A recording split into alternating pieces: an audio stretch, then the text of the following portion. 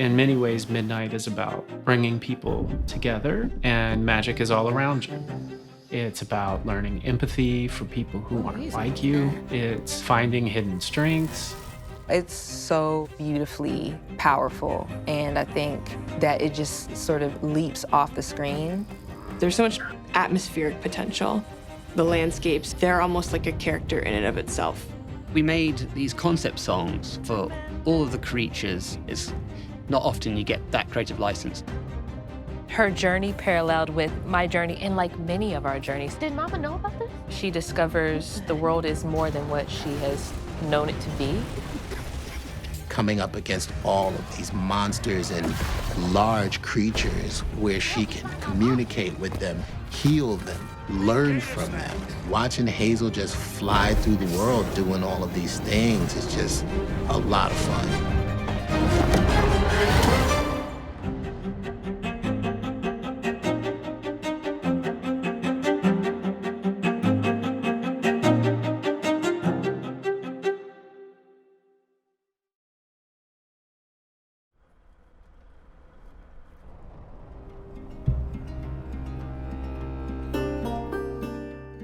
So when I was a kid, I spent a lot of my free time after I had exhausted all the books I wanted to read, exploring sort of all of these abandoned farms and forgotten places. And you really, when you walk through a forest in the South, you never know what you're gonna find.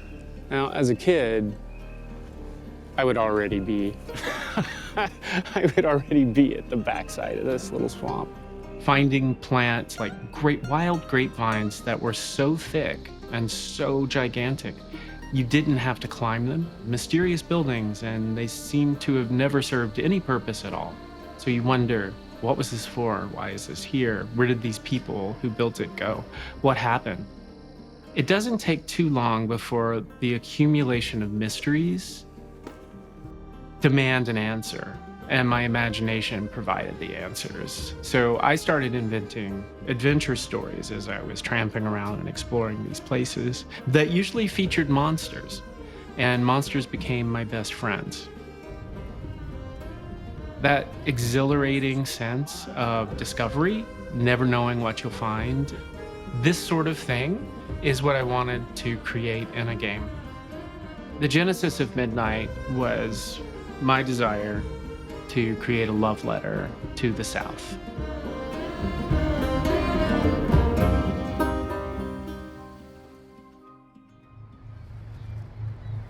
We are based in Montreal, which is in Quebec, in Canada, and is pretty far from the South. We were lucky to have some team members who grew up in the South. None of us were experts in Southern folklore, but we had this monumental task of building a world that was iconic, did feel authentically Southern. And it was with a bunch of creatures that no one in Montreal had ever heard of. I mean, there are lots of people in the South who haven't heard of some of these cryptids. We reached out to Donna Washington, who is a world-renowned storyteller.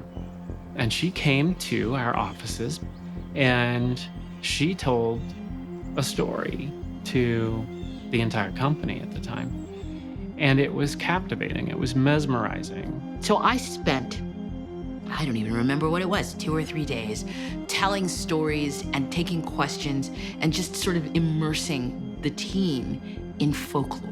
The stories that come out of the Southern, well, Gothic stories is kind of what you're dealing with in South of Midnight, are all stories about surviving in difficult times. They're about facing the things that scare you. They're about tricking the things that scare you. They're about laughing at the things that scare you. But what was interesting with that team was as they got into the stories and they sort of joined us, it became clear, it became more obvious to them what the stories were about. We liked the idea of not just the South, but the Southern Gothic slant towards the Deep South. The stories are usually set in a small town. They usually involve something supernatural, and they're usually soaked in atmosphere. There's a thing that I like to think about called like an imaginary nostalgia for a place. So the idea is that you know, it's okay if players have not experienced like where these genres came from originally, but we're sort of reimagining them and celebrating them again to create like a really cohesive atmospheric world. And so for us, how I would have translated that to something visual is really leaning on the weight of the past. That's a big thing for Southern Gothic. Old decaying buildings, overgrowth, quiet places, old houses, places that tell a lot of old stories. And then there's the supernatural sort of magic realism element with ghosts and myths and legends. A lot of creatures in these folklore, they sort of balance on the edge between the known and the unknown. Almost all of the creatures within South of Midnight are inspired by folk tales from the various regions of the South. And if not a folk tale, it's taken from an urban legend that's well on its way to becoming a folk tale. Something's out there, clearly, something anomalous. People become obsessed with learning about them. But to date, no one's really gathered any conclusive evidence or proof that they exist, or really identified what they are. The creatures are all inspired by real folk tales. However, there's not a lot of visual information on the exact look of these creatures, which gave us a lot of flexibility to interpret them. For me, getting the tone and mood and making sure they had this sort of dark elegance to them was really important. So while you'll see haints everywhere, every region has a distinctive creature, and they rule entirely. So each kingdom is structured so that you understand, how did a creature become a monster? The sort of variety of creatures that we have in South of Midnight is really cool. The creatures and just sort of like the wild embodiment of like nature, but also human anxiety is very interesting. But also like human errors and challenges and the ways that we hurt each other sort of manifest as creatures as well. There's some sort of whispered rumors about creatures that you shouldn't cross, that Hazel has to. Each creature that Hazel meets throughout her journey is going to have a specific impact on her. Some will be forcing her to face things that she has run away from. Others will simply create a huge sense of fear in her and summon her to dig deeper and to believe in herself. Now, ultimately, Hazel wants to assist creatures, but there are some that are not really alive. They are from a darker place, driven by trauma. They want to feed on guilt and fear. And these creatures she has to destroy. But the creatures with human souls, she wants to help. Magical realism is part of the vision for South of Midnight. Magic is real. Monsters are real. The unexpected can happen at any time. But the farther you go from the town center or the urban center, the more magical the world becomes. And it becomes a driving force, because once you start to notice even minor details that are out of place or unusual, you want more. And that's the way we built Midnight. For someone who, is a practitioner of a fundamental magical form, Hazel, your character, I think she likes it too.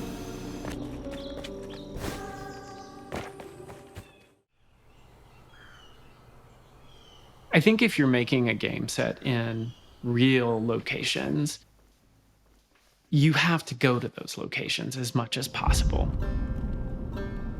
to sort of pick up on the vibe of these places. So in that spirit, I devised 2 week-long excursion/research trips to the South for all of the directors.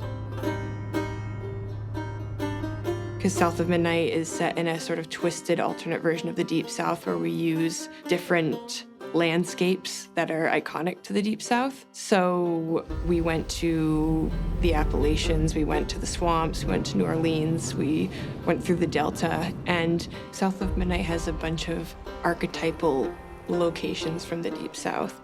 Hazel Flood, our main protagonist, she gets projected into this sort of folkloric version of the Deep South. We have the swamps, we have the Delta, we have the Appalachians, and we have an area that's inspired by New Orleans. The landscapes they're almost like a character in and of itself in the game.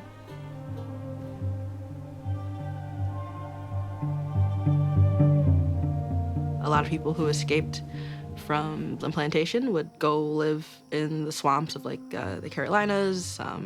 People in like Florida and other places, they would go to the swamps because very few people are gonna follow you into a swamp. And they made life work there, and I think that's really, really cool. A lot of people might hear about the Underground Railroad, but a lot of people don't know that the Great Dismal Swamp was like a stop on the way. Imagining people build settlements out here is like Really wild. really, really wild. It's very inspirational though. It is, because this is not a place I feel like you live Voluntarily. willingly, Yeah. like you're doing it out of necessity. You got a big old mosquito on your head. Did you get it? I did. So it actually is really nice to normalize this setting. And even as a game setting, this isn't a usual setting. I mean, it's a little daunting trying to bring that history to the forefront. You feel like a great degree of responsibility. Yeah. Jinx.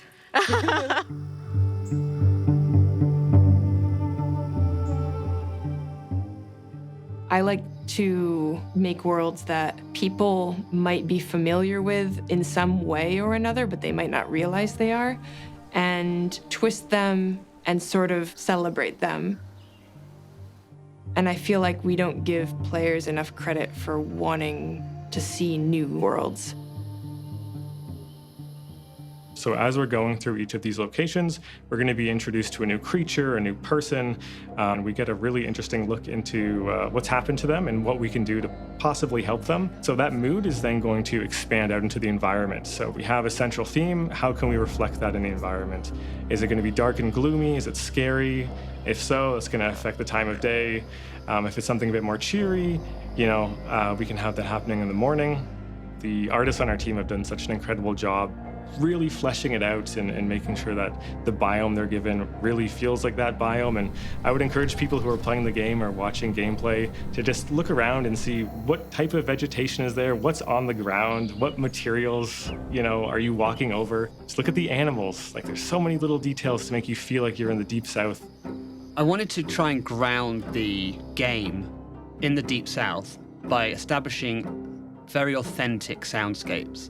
And we did that by employing Andy Martin to go actually into the swamps of Louisiana and record over the course of 6 months, I believe, at different times of year, to capture the sounds of the South and the swamps.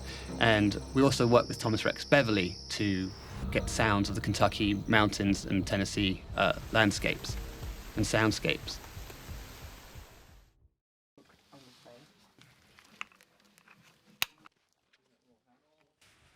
Look, where'd they go?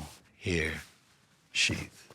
Because this game is so very specific, Hazel being from the Southeast, Hazel being an athlete, being a track star. And I wanted the intricacies of those things to really pop out in Hazel. And it's the type of subtlety that really brings a character to life. Hi, hon. How are you? I'm ready to go. Cool, let's rock. Both Adrian and Nona, who play Hazel, have strong ties to the Southeast. Cool, so this first line, we're just gonna do 3 in a row, and this is you walking up to Bo's house. I had to grow up too fast. Nice. When I first seen a picture of Hazel, I was like, oh my gosh, that could really be me. Just her facial structure resembled mine. So what I did is I dressed exactly like Hazel in my audition, and I had fun with it. It's a mug, I'll clean it up. Jeez, your great-grandmother made this. And you never told me that. And I would say that some of the details that I really hone in on is the accent. Oh my God, who would do that to a kid? My family's from North Carolina, so I had a background of what that accent would sound like, and then I had a little bit of training to help me with just to really precisely place it where it needed to be. And then with her attitude, I just gotta make sure I am in a spunky ready pace. You know, she has sassiness, she has a modernness to her, but she's also respectful of her elders. She's also very empathetic. She's very driven, competitive. And I remember just feeling so connected. Her journey paralleled with my journey and like many of our journeys. This story centers around a young Black girl, so I couldn't help but be just in love with that idea. And I think Hazel, in the writing and the way that she's designed, it's so beautifully powerful. And I think that it just sort of leaps off the screen. And the way that she speaks and carries herself, the way that she allows herself to be vulnerable and scared and confused and unprepared, I think is something I'm really excited that we get to follow in this story, in her story. Shaking bones. The handcrafted style is applied into everything. There's something soulful about that, and I think it resonates with a lot of people, and it felt really appropriate for this Deep South, a Southern Gothic dark fantasy to have this sort of organic, natural touch to the style. Boo what? Yeah, I saw you jumping. We had to figure out a style where things are exaggerated, there's little thumbprints and imperfections, and everything kind of has this sort of twisted feeling to it. So we went and visited this stop-motion studio in Montreal called Clyde Henry, and they have a really special style that has this sort of dark, twisted eeriness that was something we wanted for South of Midnight, and we actually looked at their maquettes and looked at how they were made, and then the artists went back and we had to create techniques to reverse engineer how things are actually made by hand. Yeah, everything from the foliage to the props to the buildings to the characters, they all have a handcrafted look to them. Maybe I could help bottle up the paint. So I'm the last person left here. So the animation style is just stop motion. So a lot of the narrative of the game is that you have Hazel, who is, while searching for her mother, coming across a number of people in the world who have gone through things. They have experiences. Everyone's got something that's made them a little rough. And while she has the power to weave and heal these sort of things, there becomes a sort of understanding of people's imperfections, those experiences that they've had, sort of define who they are as a character. It's nighttime, you can leave, but they're starting to go banging on door to door to each house. And so the stop motion treatment gives us the opportunity to bring in those little moments of friction, of imperfection, individuality. You feel it in the animation, you feel it in the motion, you feel it in performances, and that matches what you feel in the narrative and the relationships you have with characters. One take. Yeah. Hazel is coming into her power. She's a young woman who, through this adventure, finds the true nature in herself as a leader. She finds her magical powers. She's awakening to a world of possibilities she did not know existed. So the main character that you control, Hazel, is a weaver. She's inseparable from her weaver abilities. All of them are calculated to make you more aware or continuously aware of how the weaver sees the world and how she can pull from the world to traverse in extreme ways that normal humans simply can't do. The most important metaphor about your abilities as a player is the perception of trauma in creatures. You can see it. It's like a cancer. So the ability to weave is you can take these big masses of dark energy and release it from each other, release it so the good can get in, so the good can thrive. And that's what I love about Hazel Flood is the things that she's doing are all a part of healing and helping others. It's inspired by textiles and crochet and knitting, and we wanted to sort of take back this, which is traditionally considered more of a feminine art, and make it this powerful, beautiful magic. And we wanted it to really feel like this is how she does magic, is by manipulating these tangible strands. And the look of them was very much inspired by lace. Lace is very Southern Gothic. It's this like supernatural, living, sort of sentient material.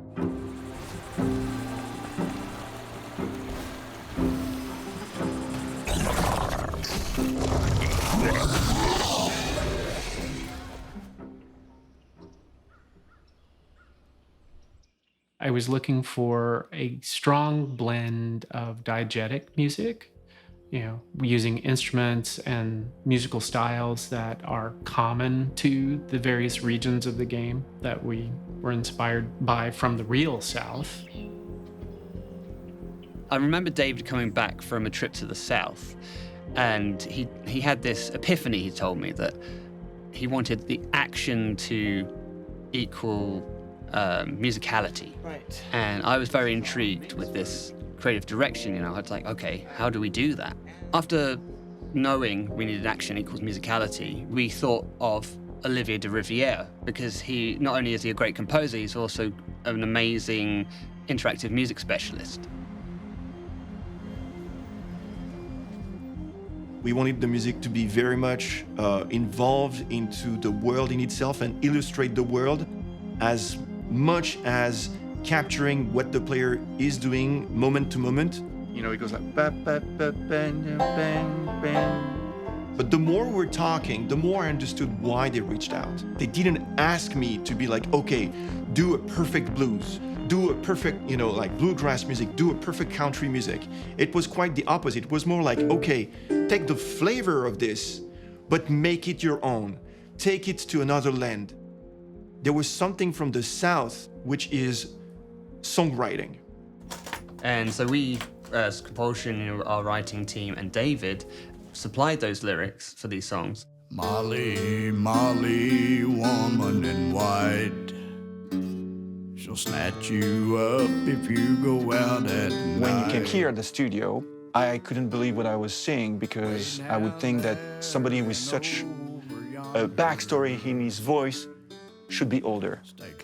It's something that's sort of in your soul, I guess, from the time you're born. I always said I'm kind of a, 25-year-old man in a 60-year-old body, It was important that it feel real. It's performed by people from the regions where the music is played or where the music originated. Tonight. Yeah, going to Nashville was something. It's alive. It's just music all over the place. Walking up and down the main stretch, I think it's called Broadway, hearing all the music coming out, like seeing these performers, being able to go to the RCA studio and meet our performers, it's just historic, and I think influences how you make the game. And we wanted to work with these artists from the South, singers from the South, fiddle players, drummers, organ players. David was from a gospel church in Nashville, and the chords and play style is just incredible. Meeting the choir, and everyone's just got music running through their blood. It's amazing to be around, and often left me feeling quite inadequate. Feel good about this? All right, let's try that. Last night under... You're singing as the character. So you need to wear this sort of, persona that is not you, and you need to perform as this persona. So it's always magical when it happens, because the first takes, it's like a little bit, timid, a little bit like we don't know. And then I start to push and push and push and push. Mama will be there in the morning.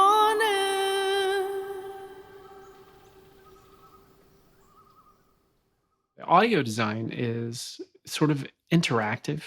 The more you embrace being a weaver, the more of the music of the universe you hear during gameplay. And we wanted the universe to literally talk to the player. And we used children's choir voices. And so the idea was like, as you go through the level, you will unveil the backstory of each creature. And as you do this, you will as well unveil the song, but not in the way that is the final shape, but rather in an unsettling, sometimes disturbing way.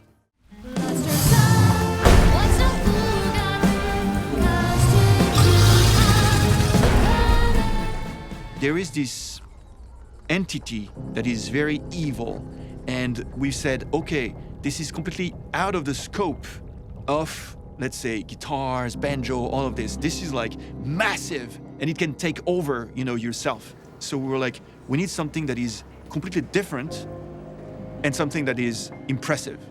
And that's why we picked up an orchestra for those moments.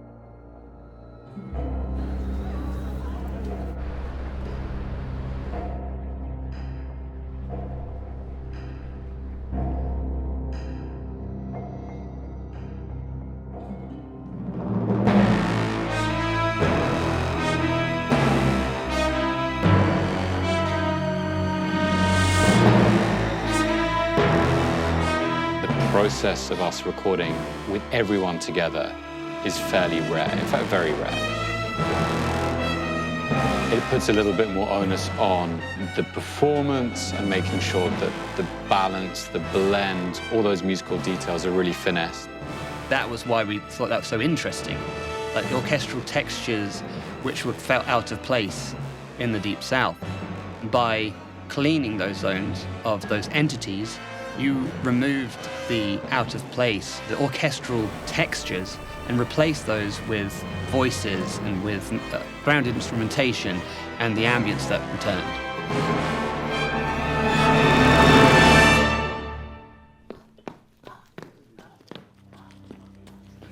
Because it's more like he's putting me down. I guess he has me at the waist. She's like, yeah. she's like this, so she just exaggerated more. Let's do one more. Yes, sir. Yes. Good look. Knees up.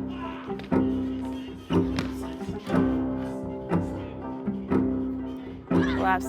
Struggle, struggle. Not yet. The challenge is really the fact that a character like Hazel in a game like this hasn't really been done before, and it hasn't been done in a way that really brings to light what it is like to be a young Black woman in this time period with these challenges and the complexities that come with that. I mean, when I think about how many games are set in the South with a strong Black female lead, I don't recall that many. That in itself shows how important this is. I think it's really cool that a little Black girl could cosplay Hazel with the hair that's growing out of her head. It's nice to see yourself reflected in a piece of media and not in a way that feels stereotypical or inauthentic. Like Hazel, we can be weavers, we can be fairies, we can be magic users. We can do a lot more than just, I think, what people assign to the South. We hope that one day you'll be able to play a character like that. But it's really important that Hazel's story is relatable to a lot of different people. Like, I think you don't have to also be like a Black woman to understand and relate to Hazel. She's battle ready, but then she's also, opening up to her inner child. And then it gets really dangerous at other times. She's kind of doing a little bit of it all. I think it shows how expansive this world is.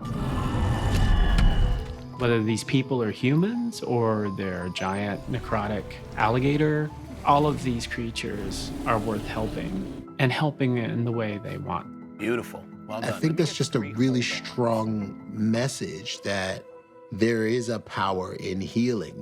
We can actually heal through our pain. And it's a journey of finding empathy for those who seem like they shouldn't receive any at all. I think that's really important. I think that's something that makes this game so important and so unique.